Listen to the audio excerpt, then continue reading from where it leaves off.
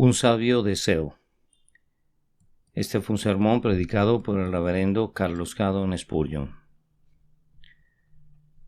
Él nos elegirá nuestras heredades, la hermosura de Jacob, al cual amó Selah.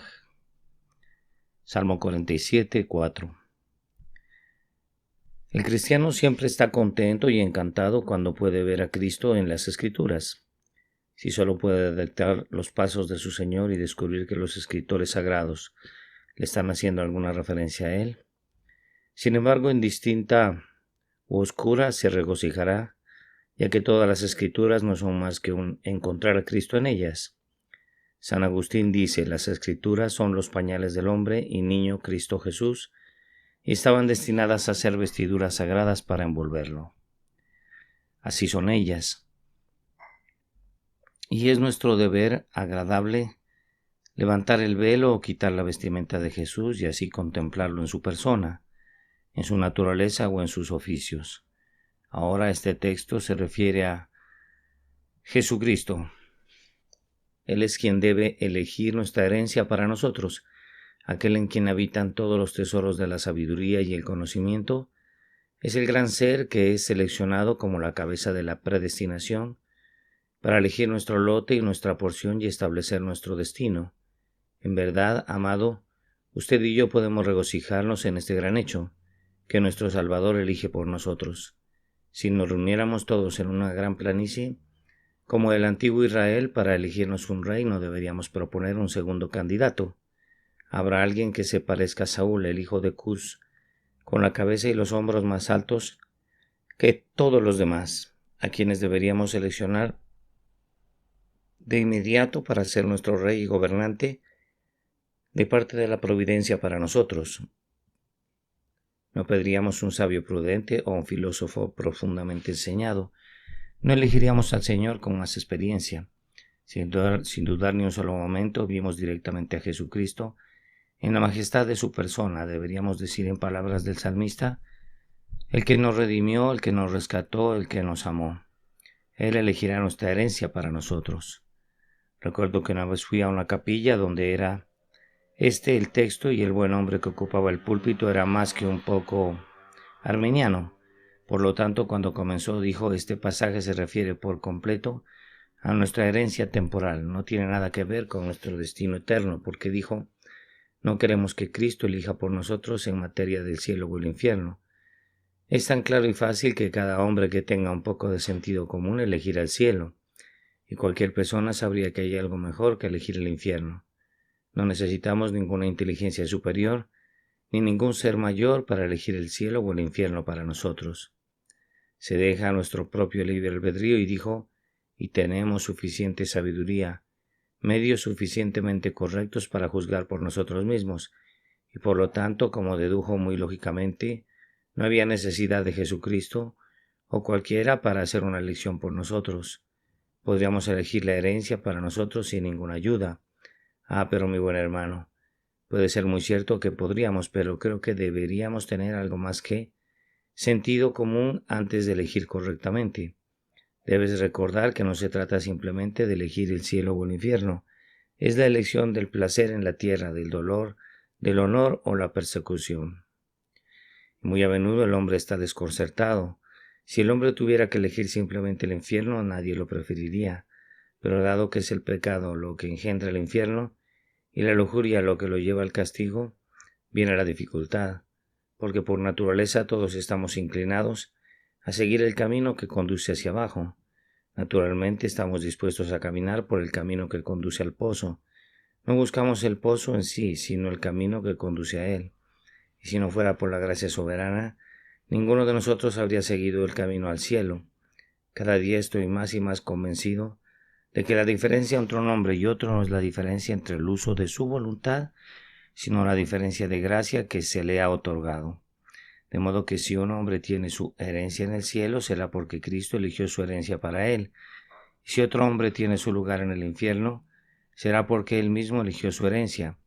Necesitamos que alguien elija por nosotros en este asunto. Queremos que nuestro Padre arregle nuestro destino eterno y escriba nuestros nombres en el libro de la vida. De lo contrario, Si nos dejamos a nosotros mismos, el camino hacia el infierno sería nuestra elección, tan natural como para que un trozo de materia inanimada ruede hacia abajo, en lugar de ayudarse a sí mismo hacia arriba. Sin embargo, para acudir de inmediato a nuestro texto y dejar en paz las observaciones de todas las demás personas, Él elegirá nuestra herencia por nosotros. Primero hablaré del texto como un hecho glorioso. Él elegirá nuestra herencia por nosotros. Y en segundo lugar hablaré de ello como una oración muy justa y sabia. Él elegirá nuestra herencia por nosotros. Primero entonces hablaré de esto como un hecho glorioso.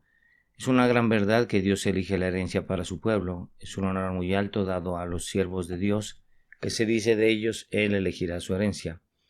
En cuanto a la mundanalidad, Dios le da cualquier cosa, pero para el cristiano, Dios selecciona la mejor porción y elige su herencia para él, dice un buen divino.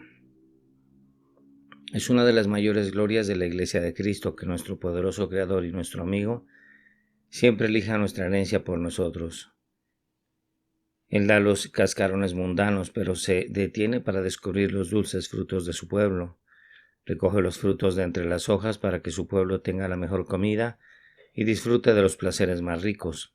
Oh,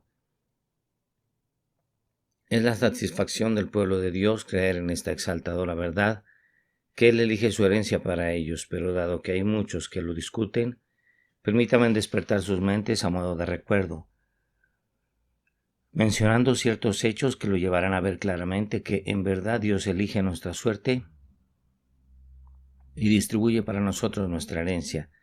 Y primero, permítame preguntar, ¿no debemos todos admitir una providencia dominante y el nombramiento de las manos de Jehová?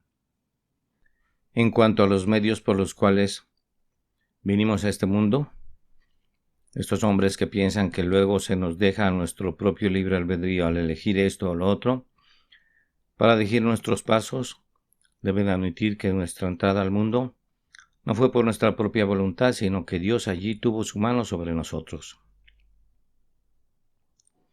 ¿Qué circunstancias fueron aquellas en nuestro poder que nos llevaron a elegir a cierta persona para que sea nuestro padre? ¿Tuvimos algo que ver con eso? ¿Dios mismo no nombró a nuestros padres lugar de nacimiento y amigos? ¿No podría haberme hecho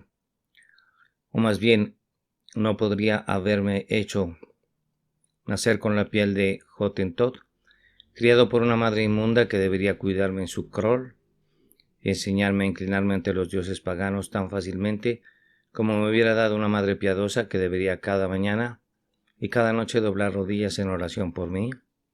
¿O no podría, si hubiera querido, haberme dado un despilfarrador por padre, de cuyos labios podría haber escuchado temprano un lenguaje temeroso, sucio y obsceno?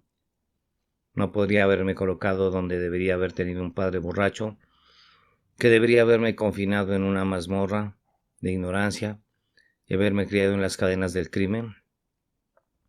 ¿No fue la providencia de Dios que me alegrara tanto que mis padres fueran sus hijos y se esforzaran por entrenarme en el temor del Señor?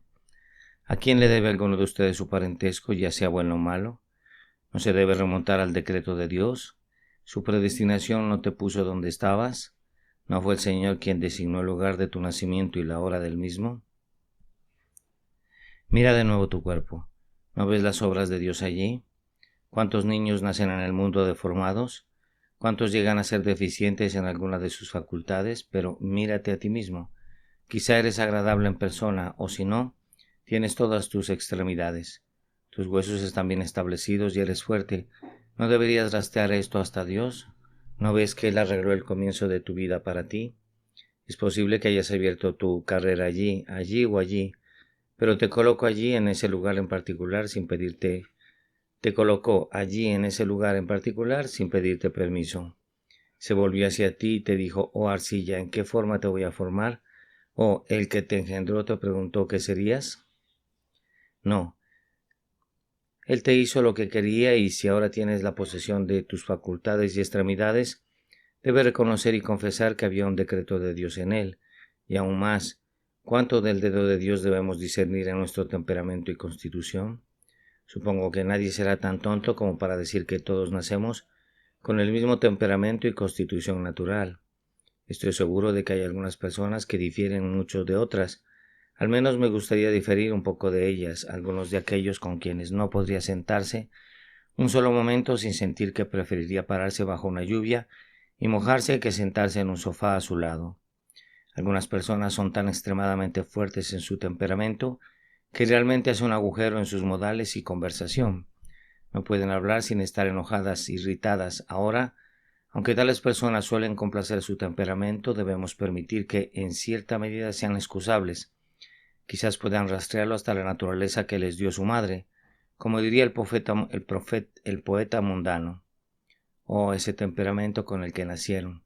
Hay otras aquí que son naturalmente amables, que tienen un espíritu amable y amoroso, que no se mueven tan fácilmente a la ira y la pasión, quienes no están llenas de ese orgullo absurdo que hace que el hombre se exalte a sí mismo por encima de sus semejantes.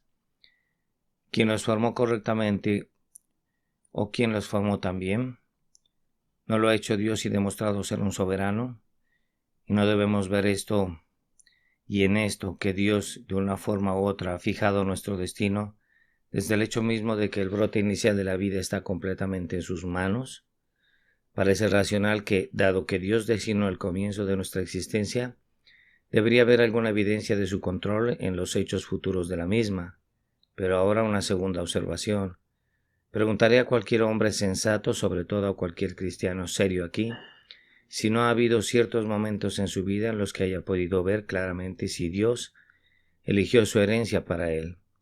Eres un hombre joven, te preguntan cuál será tu búsqueda, eliges tal o cual cosa, estás a punto de ser aprendiz de ese oficio peculiar, una desgracia sucede, no se puede hacer, sin su consentimiento o voluntad te colocan en otra posición, tu voluntad apenas fue consultada, tus padres ejercieron cierta autoridad mientras que la mano de la providencia parecía decirte debe ser así y no pudiste evitarlo. Tomemos otro caso. Ya que había establecido un negocio, de repente se produjo una desgracia aplastante que ya no se podía evitar más de lo que una hormiga podía detener una avalancha. Usted fue expulsado de su negocio y ahora ocupa su posición actual porque no había nada más a lo que pudiera acceder. ¿No era esa la mano de Dios? ¿No puedes rastrearlo hasta ti mismo? Usted se vio positivamente obligado a cambiar su plan. Usted fue llevado a eso. Quizás alguna vez tuviste amigos de quienes dependías. ¿No habías pensado en lanzarte al mundo y ser independiente de la ayuda de los demás? De repente, por un golpe de la providencia, un amigo muere, luego otro, y sin tu propia voluntad te colocaron en tales circunstancias que, como una hoja en un remolino, te dieron vueltas y vueltas y el empleo que ahora sigue o el compromiso que ahora lo ocupa no es de tu elección, pero sí es la de Dios. No sé si todos ustedes pueden acompañarme aquí, pero creo que en algún caso u otro deben verse obligados a ver que Dios realmente ha ordenado su herencia para ustedes. Si no puedes, yo puedo. Puedo ver 1000 oportunidades, como las llamarían los hombres trabajando juntas, como ruedas en una gran maquinaria para fijarme donde estoy. Y puedo mirar hacia atrás a cientos de lugares donde, si una de esas pequeñas ruedas hubiera salido mal, si uno de esos pequeños átomos en el gran remolino de mi existencia se hubiera desencadenado, podría haber estado en cualquier lugar menos aquí, ocupando una posición muy diferente. Si no puedes decir esto, sé que yo lo puedo enfatizar. Puedo rastrear la mano de Dios hasta el periodo de mi nacimiento a través de cada paso que he dado. Puedo sentir que, de hecho, Dios me ha asignado mi herencia. Algunos de ustedes están tan engañados que no verán la mano de Dios en su ser e insistirán en que todo ha sido hecho por su voluntad sin la providencia, que te han dejado dirigir tu propio curso a través del océano de la existencia, que estás donde estás porque tu propia mano guió el timón y tu propio brazo lo dirigió. Todo lo que puedo decir es que mi propia experiencia desmiente este hecho, y la experiencia de muchos ahora en este lugar se levantaría en testimonio contra ustedes y diría, en verdad, no es del hombre que camina al ordenar sus pasos. El hombre propone, pero Dios dispone, y el Dios del cielo no es desocupado, pero se dedica a anular, ordenar, alterar, trabajar todas las cosas de acuerdo con el placer de su voluntad. Permítanme mencionar un tercer hecho. Si se acercan a las páginas de inspiración y leen la vida de alguno de los santos más eminentes, creo que estarán obligados a ver las señales de la providencia de Dios en sus historias con demasiada claridad como para equivocarse. Tomemos por ejemplo la vida de José. Hay un joven que desde los primeros años sirve a Dios, lea esa vida hasta su último periodo en que dio instrucciones concernientes a sus huesos y no puede evitar maravillarse ante los maravillosos tratos de la providencia. José eligió ser odiado por sus hermanos, pero sin embargo no era su envidia una circunstancia material en su destino. Escogió ser puesto en el pozo, pero ¿acaso la puesta en el pozo no era tan necesaria para que se convirtiera en rey en Egipto como el sueño del faraón? José deseaba ser tentado por su amante. Eligió rechazar la tentación por la gracia de Dios, pero eligió la prueba. No, Dios la envió. ¿Escogió ser puesto en el calabozo? No. ¿Y tenía algo que ver con el sueño del panadero o con el faraón? No puede ver desde el principio hasta el final, incluso en el olvido del mayordomo que se olvida de hablar de José hasta que llegó el momento señalado, cuando el faraón querría un intérprete que realmente había la mano de Dios. Los hermanos de José hicieron lo que quisieron cuando lo metieron en el pozo. La esposa de Potifar siguió los dictados de su propia lujuria desenfrenada para tentarlo, y sin embargo, a pesar de toda la libertad de su voluntad, fue ordenada por Dios, y trabajó en conjunto para un gran fin, colocar a José en el trono de Egipto. Porque como él mismo dijo, vosotros pensasteis mal contra mí, mas Dios lo encaminó a bien, para que él pudiera mantener en vida a mucho pueblo. Había la ordenanza de la providencia de Dios tan claramente como hay luz en el sol, o tomar de nuevo la vida de un hombre como Moisés. Supongo que nadie negará que hubo una providencia en su colocación en la cesta, justo en el lugar particular donde la hija de Faraón vino a lavarse, y quién negará que fue la providencia para que ella dijera, ve y tráeme una mujer para que cuide a este niño, y su madre Jocabed debería venir a cuidarlo. Me imagino que nadie consideraría que hubo una ausencia de providencia en el hecho de que el niño era atractivo, que creció en toda la sabiduría de Egipto y que tenía una mente lo suficientemente capaz como para recibir conocimiento. Tampoco negarás la providencia que lo llevó al lado de la montaña de Oreb, ni a la hija de Yetro. Tampoco puedes negar por un instante que hubo providencia que luego lo llevó ante el rey Faraón y lo ayudó en su camino. El hombre era un hombre de Dios. Dios parece estar plasmado en su frente en todos sus actos.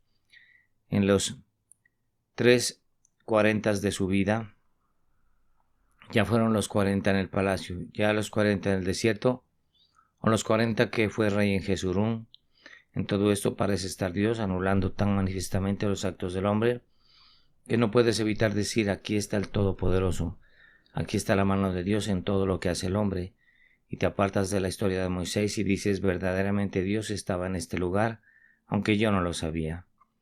Podrías referirte a la vida de Daniel, lleno de interés por así decirlo, y en este libro verás cómo sus pasos fueron guiados tristemente a Babilonia al ser llevados cautivos, y sin embargo de la degradación de su destierro surge la grandeza de las visiones de Daniel, y el carácter de Daniel se muestra con toda su claridad.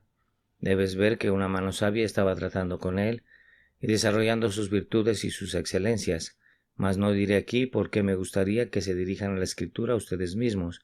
La Escritura es el mejor libro de la providencia que hemos leído. Si alguien me pidiera un libro de anécdotas ilustrativas de la providencia, debería referirlo a la Biblia. Allí podría encontrar la maravillosa historia de la mujer que salió a un país lejano y durante su ausencia perdió su herencia. Cierto día ella fue al rey a pedirla y justo cuando llegó allí, Giezi le estaba contando al rey acerca de una mujer cuyo hijo Elías había resucitado, y él dijo, oh mi señor, esta es la mujer y este es el hijo. Estaba Giezi y el rey hablando sobre el tema, y la mujer entró justo en ese momento, y sin embargo hay algunos tontos que llaman a eso una casualidad. ¿Por qué, señores, si es una cita tan clara como cualquier otra cosa? Y esa es solo una de las miles de instancias que puedes encontrar en las Escrituras donde puedes ver a Dios presente en los asuntos del hombre. Pero, como la Biblia, después de todo, es la mejor prueba de cualquier doctrina que podamos avanzar, le pido que se remita a uno o dos textos. Primero, permítame pedirle que dirija su atención a un pasaje en Isaías 45, 6, 7, yo Jehová y ninguno más que yo, que formo la luz y creo las tinieblas, que hago la paz y creo la adversidad. Yo Jehová soy el que hago todo esto. Ahora aquí hay una afirmación más directa del poder de Dios en todo, que Él hace la paz y que crea la adversidad, que crea la luz y que crea las tinieblas. Podemos preguntar cómo lo hizo el profeta en la antigüedad. ¿Hay maldad en la ciudad y el Señor no lo ha hecho? Incluso el mal providencial debe atribuirse a Dios, y en un sentido maravilloso que no entendemos y no podemos comprender, la ordenanza de Dios incluso hace referencia a los pecados de los hombres. Él ha hecho incluso a los impíos para el día de su ira, las vasijas de la ira preparadas para la destrucción. Incluso estas mostrarán su alabanza. El bien y el mal en tu condición siempre debes considerar como la obra de Dios. Cualesquiera que sean tus circunstancias esta mañana, estás enfermo, estás en la pobreza o estás muy preocupado. Tanto el mal como el bien son obras de Dios. Y recibirá el hombre el bien a manos del Señor y no recibirá con igual paciencia el mal. No le quitarás todo lo que Dios se complace en dar, ya que él mismo afirma: yo creo luz, yo creo oscuridad, hago el bien y hago el mal. Pase ahora a un pasaje, Job 14:15. Ciertamente sus días están determinados y el número de sus meses están cerca de ti. Le pusiste límites de los cuales no pasará. Qué pensamiento tan solemne. Dios ha señalado nuestros límites. Uno de los profetas dice: has rodeado mi camino con espinas y lo cercaste con seto para que no pueda encontrar mis caminos. Y esa es primero la verdad con respecto a la vida del hombre. Los límites son designados. El hombre solo camina dentro de estos límites. Fuera de estos límites no puede llegar. Si esto no implica la mano de Dios en todo, no sé lo que hace. Diríjase ahora a un proverbio del sabio, Proverbios 16:33. La suerte se echa en el regazo, mas de Jehová es la decisión de ella. Y si la decisión de la suerte es del Señor, ¿quién es el que ordena toda nuestra vida? Sabes que cuando Acán cometió un gran pecado, las tribus se reunieron y la suerte cayó sobre Acán. Cuando Jonás estaba en el barco, echaron suertes y la suerte cayó sobre Jonás. Y cuando Jonatán probó la miel, echaron suertes y fue tomado Jonatán. Cuando echaron suertes para un apóstol que debía suceder al caído Judas, la suerte cayó sobre Matías y fue separado para el trabajo. La suerte está dirigida por Dios, y si el simple lanzamiento de la suerte es guiado por Él, cuanto más los eventos de toda nuestra vida, especialmente cuando nuestro bendito Salvador nos lo cuenta. Los mismos cabellos de tu cabeza están contados, no cae un gorrión a tierra si no es por tu Padre. Si es así, si se cuentan estos pelos, si se escribe un inventario de cada uno de ellos, y si la existencia de cada uno de estos pelos está marcada y mapeada, ¿cuánto más preciosa será a la vista del Señor nuestras vidas? Tomé un pasaje más en Jeremías 10:23. Conozco, oh Jehová, que el hombre no es el Señor de su camino, ni del hombre que camina es el ordenar sus pasos. Jeremías dijo: lo sé, y fue un hombre inspirado, y eso nos satisface, lo sé. A veces al citar un pasaje del apóstol Pablo, alguien me ha respondido que realmente no creía que Pablo fuera una autoridad tan grande como otros escritores en las Escrituras. Me sorprendió escuchar el siguiente diálogo entre dos jóvenes. Uno comentó: señor Spurgeon, es demasiado elevado en doctrina. Dijo su amigo: él no es más elevado que San Pablo. No, dijo ella, pero San Pablo no tenía toda la razón según mi opinión. Yo estaba muy contento de hundirme en el mismo bote que Pablo, porque si Pablo no tenía razón ante las pobres criaturas lamentables, Spurgeon realmente no debería tener atención. Preferiría estar equivocado con Pablo que estar bien con cualquier otra persona, porque Pablo estaba inspirado, pero eliminarán también parte del Antiguo Testamento. Se atreverán a acusar a Jeremías de error. Jeremías dice: conozco que el hombre no es señor de su camino, ni del hombre que camina es el ordenar sus pasos. Puede que no haya demostrado mi punto de vista a ninguna persona que sea antagonista de esta doctrina, pero ustedes que creen no dudo que lo hayan confirmado de alguna manera. Déjame decir una palabra. Quizás algunos que me escuchan dirán: entonces, Señor, en el caso de los cristianos, ¿usted hace de Dios el autor del pecado si crees que sus vidas fueron ordenadas por Él? Nunca lo dije. Demuestra que lo dije y luego iré ante tu barra e intentaré disculparme. Pero hasta que escuché a estos labios decir que Dios es el autor del pecado, siga su camino y pruebe en primer lugar lo que significa decir la verdad. No he afirmado ninguna doctrina tan vil, pero le diré quién dice que Dios es el autor del pecado, y ese es el hombre que no cree en la depravación natural. Este hombre hace a Dios el autor del pecado. Recuerdo el caso de un ministro que se dividió terriblemente en este asunto. Cuando un niño había estado haciendo algo que estaba lejos de ser correcto, un amigo dijo: mira, hermano, hay pecado original en el niño, porque a su temprana edad vea cómo peca. No, dijo él, son solo ciertas facultades que Dios ha puesto en el niño que se desarrolla. es la naturaleza que Dios le ha dado originalmente. Es una de las criaturas perfectas de Dios. Estos caballeros hacen de Dios el autor del pecado porque arrojan la naturaleza sobre Dios, mientras que si no hubiéramos caído, todos hubiéramos nacido con una naturaleza perfecta. Pero desde que hemos caído, cualquier cosa buena en nosotros es el don de Dios, y lo que es malvado surge naturalmente de nuestros padres, por descendencia carnal de Adán. Nunca dije que Dios era el autor del pecado. Gracias, Señor. Tomé la acusación, o más bien tome la acusación para usted mismo. Y ahora, habiendo hablado así sobre la doctrina, tendremos unos minutos sobre esto como una oración. Él elegirá nuestra herencia para nosotros. La doctrina seca, mis amigos, es de poca utilidad. No es la doctrina que nos ayuda, es nuestro asentimiento a la doctrina. Y ahora he estado predicando esta mañana sobre la orden de Dios en nuestras vidas. A algunos no les gusta. Para ellos la verdad no será de ninguna utilidad. Pero hay algunos de ustedes que, si no fuera la verdad, dirán que desearían que así sea. ¿Dirías en tus oraciones, elegirás mi herencia por mí? Primero, tú elegirás mis misericordias por mí. Tú y yo, amados, a menudo elegimos nuestras propias misericordias. Dios en su sabiduría pudo haber hecho rico a un hombre. Ah, dice él por la noche, Dios no tendría toda esta riqueza para atormentarme en mi mente y preocuparme. Creo que cualquier campesino que se esfuerce en mi lugar tiene mucho más descanso que yo. Otro que es un hombre pobre se limpia el sudor caliente de su frente y dice, oh mi padre, te he pedido que no me des pobreza ni riquezas, pero aquí estoy tan pobre que me veo obligado a trabajar sin cesar por mi pan. Ojalá pudiera tener mis misericordias allí entre los ricos. Uno ha nacido con habilidades, las ha mejorado mediante la educación y esta mejora de sus capacidades naturales ha implicado en él temibles responsabilidades para que tenga que ejercitar sus pensamientos y su cerebro desde la mañana hasta la noche. A veces se siente y dice, ahora, si no soy el más fuerte trabajador de todos los mortales, están aquellos que mantienen una tienda abierta y pueden cerrarla, pero yo tengo abierto en todo momento y siempre estoy bajo esta responsabilidad. ¿Qué haré y cómo descansaré? Otro que tiene que trabajar duro con sus manos está pensando, oh, si pudiera llevar una vida tan caballerosa como este ministro. Nunca tiene que trabajar duro, solo tiene que pensar y leer. Por supuesto, no es un trabajo duro.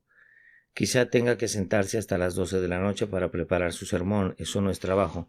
Por supuesto, desearía tener su situación.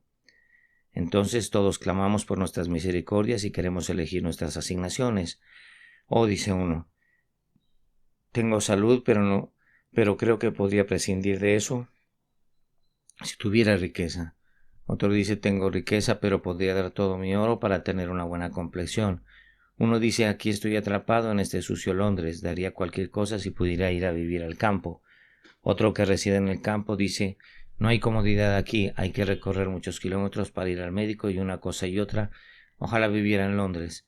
Ninguno de nosotros esté satisfecho con nuestras misericordias.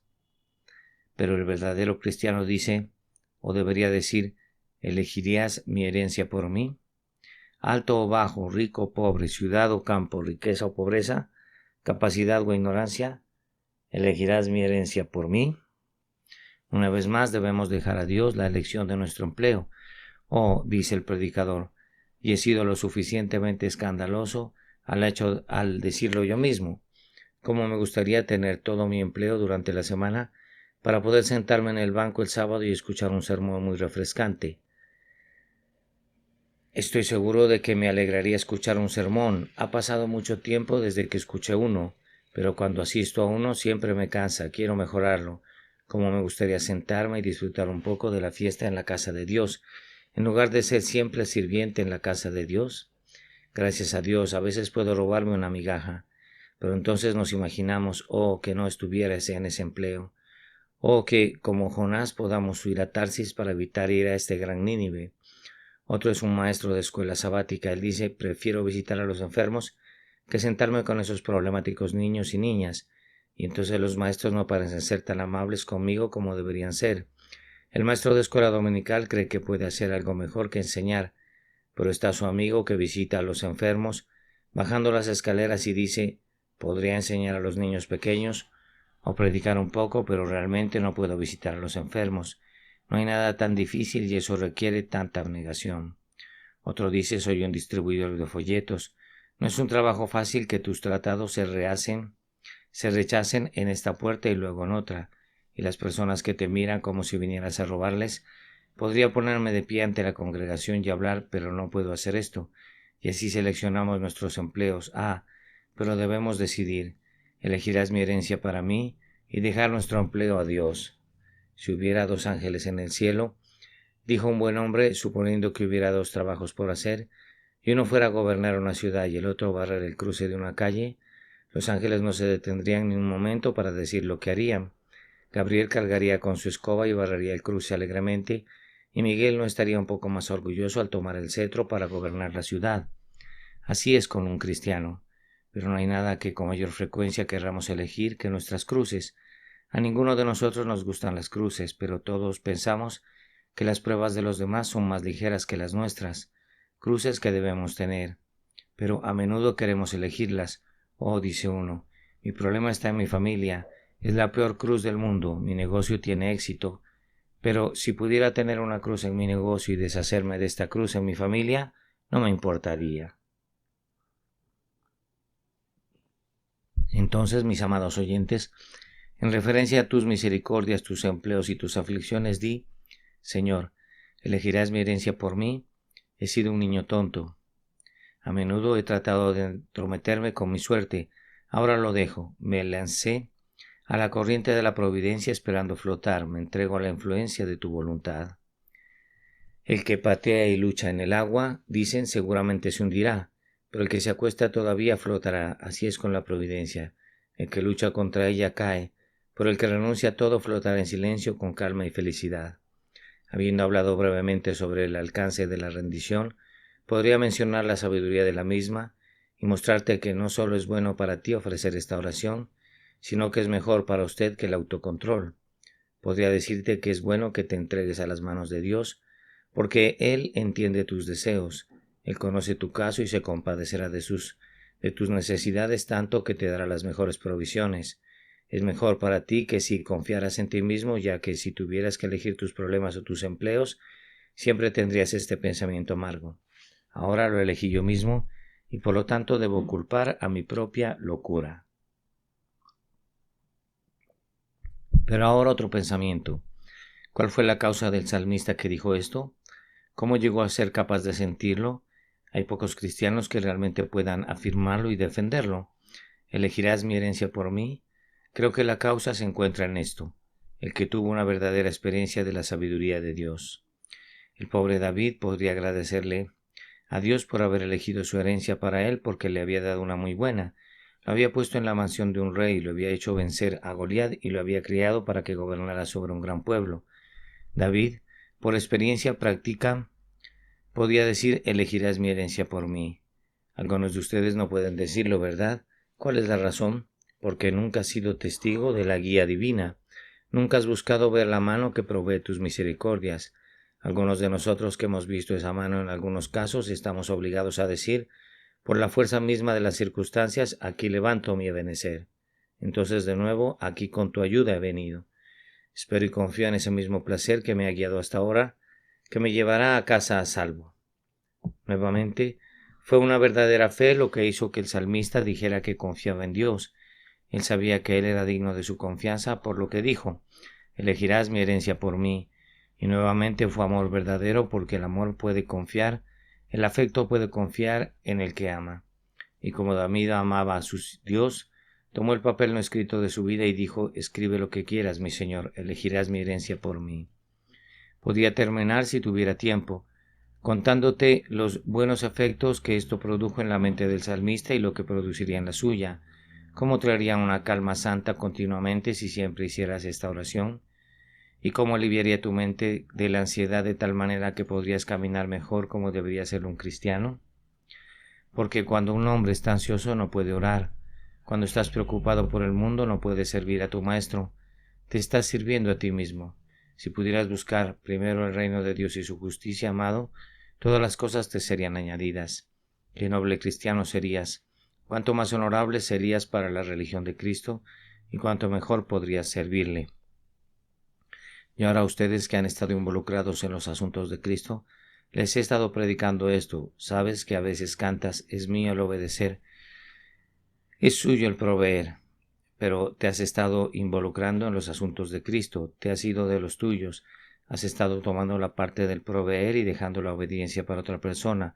Ahora toma la parte de obedecer y deja que Cristo administre la provisión. Vengan, hermanos, dudosos y temerosos, vengan a ver el almacén de su padre y pregúntenles si les dejará morir de hambre mientras ha guardado tantas cosas en su granero. Ven y mira su corazón de misericordia y mira si eso alguna vez fallará. Ven y mira su sabiduría inescrutable y ve si eso saldrá mal. Sobre todo mira a Jesucristo tu intercesor y pregúntate, mientras suplico, ¿puede mi Padre olvidarme? Y si tiene presente incluso a los gorriones, ¿olvidará a uno de los más pequeños de sus pobres hijos? Echa sobre el Señor tu carga y Él te sustentará. Él nunca permitirá que el justo sea sacudido. Les he predicado esto a los hijos de Dios y ahora una palabra a la otra parte de esta concurrida asamblea. El otro día hubo una escena muy singular en la Cámara de los Comunes. Hay un cierto recinto allí apartado para los miembros. En este lugar un caballero ignorantemente se perdió. En un momento alguien gritó: «Un extraño en la casa». El sargento de la casa se acercó a él, lo tomó del hombro y le recordó que no tenía nada que hacer allí. Sin ser miembro ni uno de los elegidos ni haber sido elegido por el país, el hombre por supuesto parecía muy tonto. Pero como había cometido un error, lo dejaron ir. Si se hubiera desviado voluntariamente dentro del recinto y se hubiera sentado, podría no haberse ido tan fácilmente. Cuando vi eso pensé: un extraño en la casa. Esta mañana no hay un extraño en la casa. Aquí hay algunos que son extraños al tema que hemos estado discutiendo, extraños a Dios, extraños a la verdadera religión. ¿Hay un extraño en la casa? Me llevó a pensar en esa gran asamblea e iglesia del primogénito, cuyos nombres están escritos en el cielo, y pensé en las personas que la noche del sábado pasado se sentaron a la mesa del Señor para participar del sacramento, y la idea me llamó la atención. Hay un extraño en la casa. Ahora en la Cámara de los Comunes un extraño no puede sentarse 5 minutos sin ser detectado, ya que todos los ojos están fijos en él. Pero en la iglesia de Cristo, en esta iglesia, un extraño puede sentarse en la casa sin ser descubierto. Hay extraños sentados aquí que parecen tan religiosos como otras personas, algunos que no son niños, otros que no son elegidos, otros que no son herederos de Dios, son extraños en la casa.